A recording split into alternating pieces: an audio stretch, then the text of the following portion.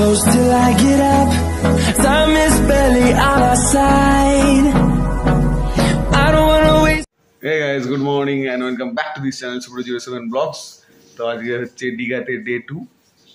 তো এখন যাচ্ছি সকালবেলা ঘুম থেকে উঠে একটু চা খেতে, তারপরে উদয়পুর যাওয়ার প্ল্যান আছে। আজকে হচ্ছে শেষ দিন এখানে, তো চলুন বন্ধুরা যাওয়া যাক। তো তারপর একদম চলে গেলাম চায়ের দোকানে।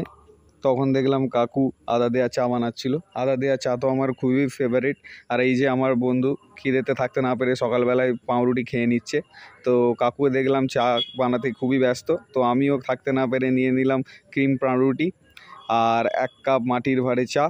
তো আদা দেওয়া চা আমার তো খুবই ফেভারিট বললামই।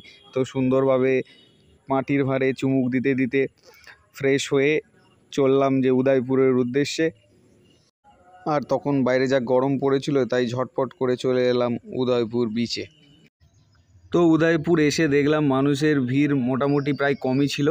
তো তাড়াতাড়ি দেরি না করে একদম সমুদ্রের পাড়ে চলে এলাম।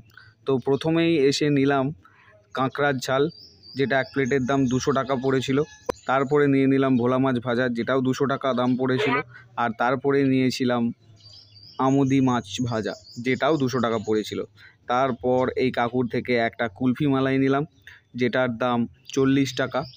এই সব খাবারগুলো ভালোই ছিল।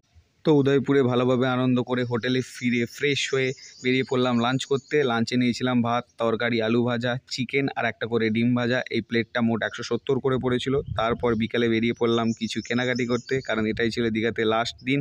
তো তাড়াতাড়ি ডিনারটাও সেরে নিলাম। ডিনারে নিয়েছিলাম রুটি আর চিলি চিকেন, এটা মোট 220 টাকা করে পড়েছিল। তারপর সবাই মিলে ডিনার করে নিলাম। দীঘা সিরিজের পার্ট 3 তোমাদের কেমন লাগলো অবশ্যই জানিও। দেখা হচ্ছে নেক্সট ব্লগে। টাটা।